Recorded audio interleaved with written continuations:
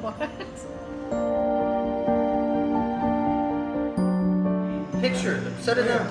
Come on. Dad wants one more. Oh, smile big.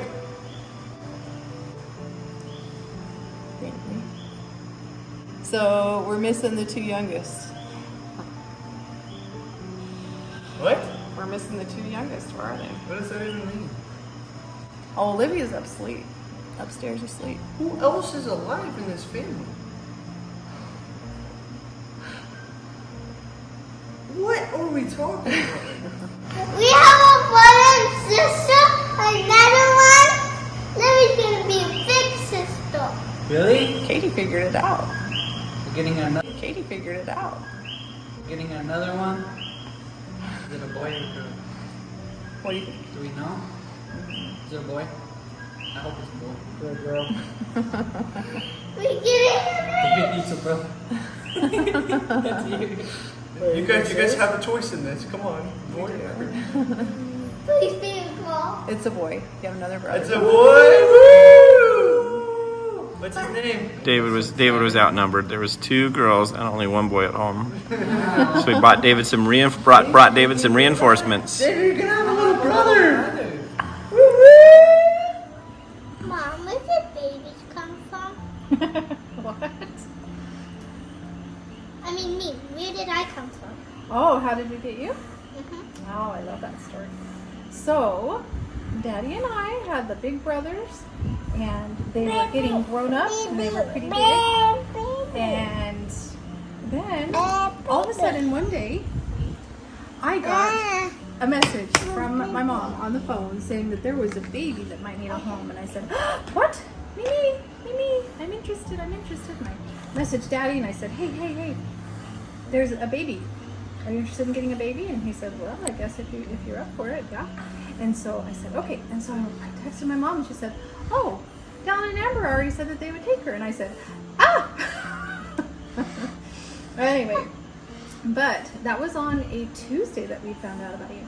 And so for the next couple of days, we talked to Aunt Amber and Uncle Dallin, and we talked to Grandpa Jerry, and we talked to Grandma and Grandpa Payne, and tried to find out as much as we could about this baby and if we could possibly get her. And Grandpa Jerry and Grandma Nisi said that would be wonderful, but first we need to sign some paperwork at the hospital. I think we need to take it off. I'm getting there. Okay, and so, while Grandpa Jerry and Grandma Nisi were taking care of some paperwork at the hospital, I prayed and prayed and prayed and prayed and prayed and prayed. And I prayed so hard, so hard to make sure that it was the right thing for you to come to our family and that we would be the best family for you. And I prayed and prayed and prayed, and I really needed to know that this was the right thing. And when I was praying, guess what? I heard a voice that said, yes, she is for you. She is your family. It was something like that. That was kind of what the words were, the I feelings think were. it was Jesus. Might have been. And it shocked me so much, I said, what? And then I heard it again inside my head and inside my heart. I said, yes, she is for you. She's your family. And so I was so excited because then I knew that you were going to belong to our family and we would love you and you'd love us and it would be so good. And so sure enough, that night, Grandpa Jerry brought you to our house. And you were so cute, wrapped up in pink. And your brothers loved you. And Ransom didn't get to see you for the first couple of days because he wasn't going to come home until Christmas break. Why? Because he was staying with Uncle Tim. Why was he playing with Uncle Tim? Because that's what he needed to do right then. But we were so happy to have you. And then we had our little Katie. And we went from having a whole bunch of little big boys to having a little baby girl. And she was so sweet. I have another question, Mama. Yeah. Where did you get Olivia? Let's do David next. Where do we I'd get? like to tell about David. Let's do David and then Libby. Can we talk about David? I We talk about our David? Okay. Well, so we just thought we would just be happy with retiring with our one little sweet baby Katie, and she would be a little gypsy baby and travel the world with us. And spoiled rotten because she'd only have all by herself and no little baby brothers and sisters. Yep. And then I started having dreams.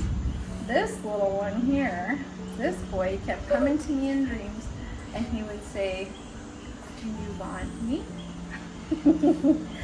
And I would wake up and I'd talk to Dad and I'd say, "I keep having a dream about this little boy that says, 'Do you want me?' And so I think we're supposed to try and adopt a little boy."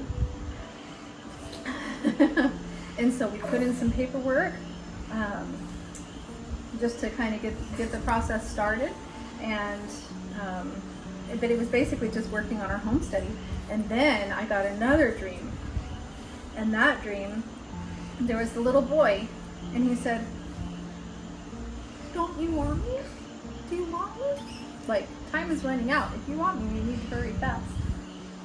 And so I woke up and I said, "Daddy, I think we need to do more. I think we need to get, like, trying to adopt a baby instead of just waiting for somebody to give us a baby." And so we signed up with the agency. We called up and got all the paperwork, put a little baby book together, or a family book for the adopted mothers over the weekend. And on that Monday, we signed all the paperwork with the adoption agency. And on that Friday, on Daddy's birthday, we got a call from the agency saying we had been selected by a birth mother. Well, and the book, was the book even done? No, the book wasn't even printed. It was- They did a digital copy was- print. Yeah, the book was done electronically, but hadn't even been printed out yet. So we could have saved money and not printed it. Yeah. And so we found out that that little baby would be born in May, and they didn't know if it was a boy or a girl yet. And I said, "I know, it's a boy." And sure enough, when they had the ultrasound and sent us the information from the ultrasound, it was a little boy. And I was like, I knew it was going to be a boy, because he said he wanted to come to our family, and he asked us if he could come to our family. And we said yes. Okay, but hold on. So when Katie was born, did we have a cruise planned? So we had a cruise plan With Ransom and Chance? with Ransom and Chance. So we had to leave Katie with Alan and Amber for a week when she was a little baby. And that was so hard to leave our little baby. And then when David was born, did we have a trip to New York planned with Ransom and Noble? Yeah. we So did. did Mom have to stay home for David because he was a brand new And I baby stayed boy? home. Well, all the big people left, and I had the brand new baby and little baby Katie all by myself for a week. I have another question, Mom. And then, well, let's talk about Libby now. Mom, I have another. Yeah. So- Get Olivia. Oh, So yeah, did we learn to not plan cruises? We learned not to plan cruises, because every time we plan something, we had a baby. All right. So how did we get Libby? Well, then a couple years after that, After we gave away all of our baby got stuff because all we were baby stuff, pretty sure we were done. and I was tired all the time because Somebody. somebody didn't sleep very well.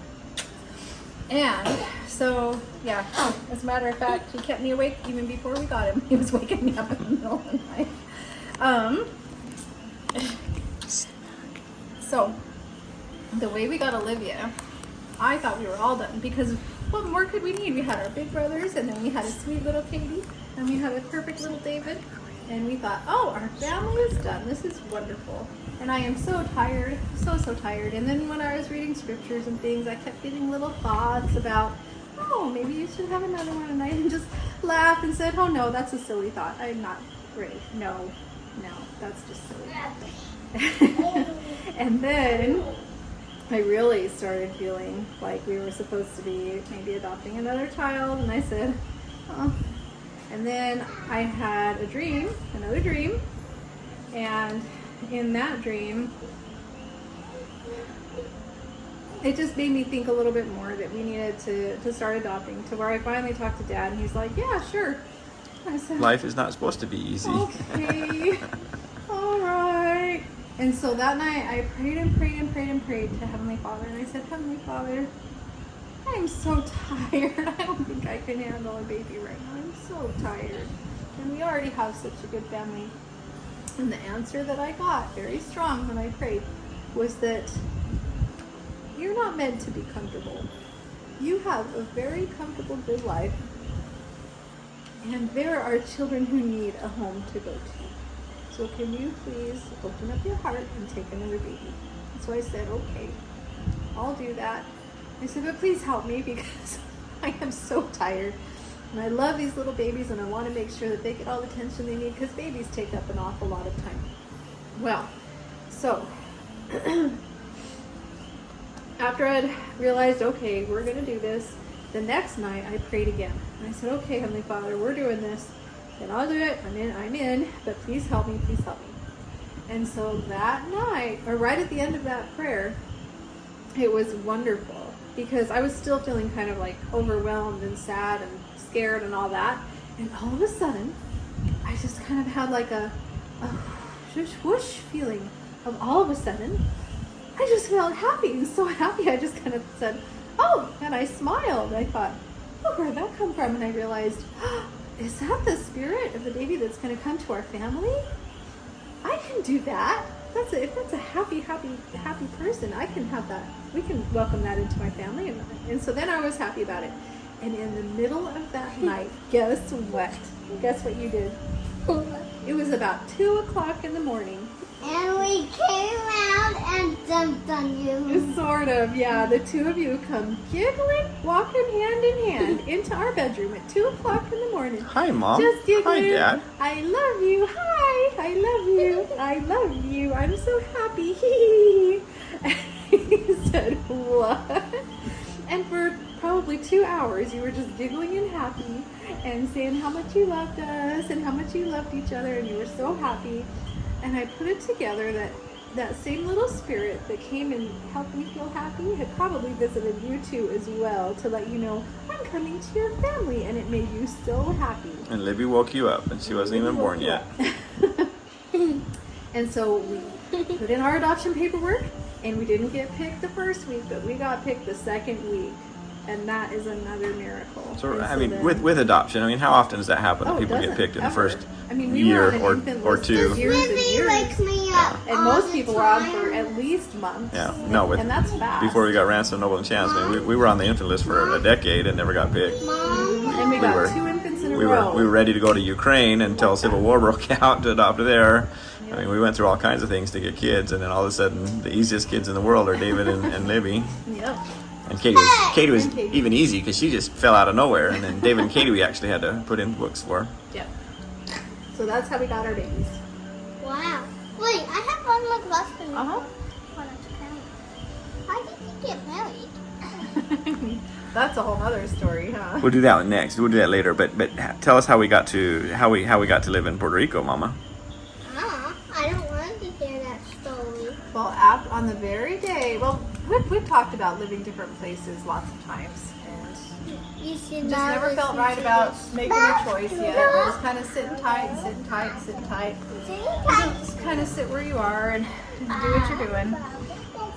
And then the very day that Olivia was sealed to us in the temple, she was in the Mesa temple. And when we were back that night, and we had family over for a party dinner and that type of thing, Daddy all of a sudden got a very special feeling that we need to move to Puerto Rico. And so he told me about it, and I said, oh! And then we did. We decided to move to Puerto Rico. But interesting that happened right after Olivia was sealed to us, and we had our family. That was so not fun when we got away. Katie, come on. So not fun. Katie, come on. It was hard, wasn't it?